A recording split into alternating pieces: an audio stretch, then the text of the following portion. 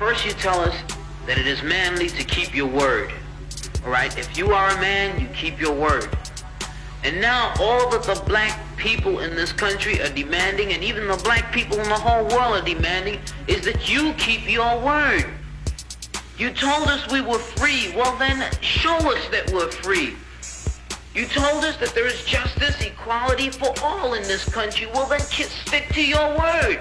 And let us see the justice and equality for all. Or else admit to us that you're not a man, you're a worm, you're afraid of us, you're afraid to give us equal stand. You're afraid that if you give us equal ground, that we will match you and we will override you. And if that's what you're afraid of us, then tell us that just what you're afraid of. But don't keep hiding it from us and holding this up to us, and every time we ask you for something, you give us a little bit of something, and it's all tokenism. We don't want tokenism. And there are most black men in this world that don't want charity. And yet still every time we ask you for something, you give us a little piece, a little piece. You're playing games with us. We're not children.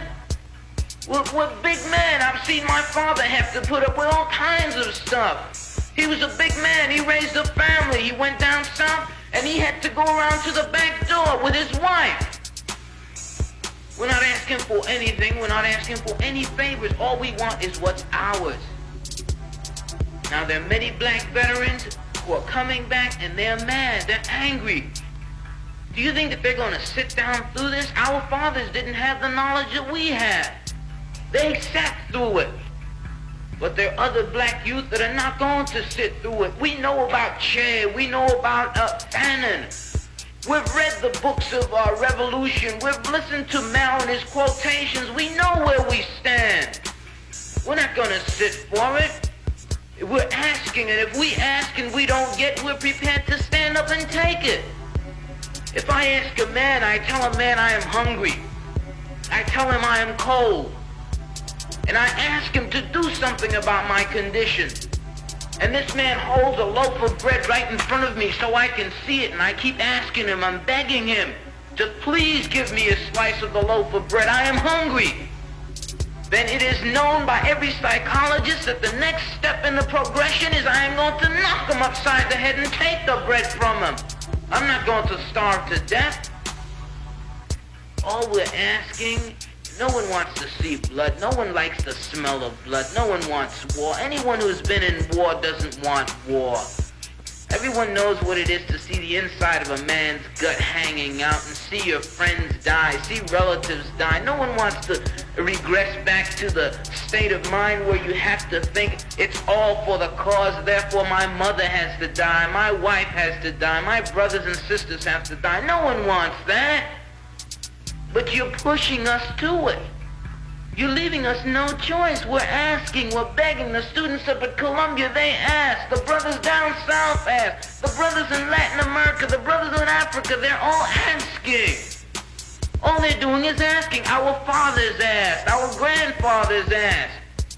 The presidents of our universities, our colleges had to go to your back doors to beg that their children be given just enough money so that they could be taught something to live off. And yet still, they asked and asked and asked, and you refused to give them anything. Now, we're just about out of patience. We're not going to ask anymore.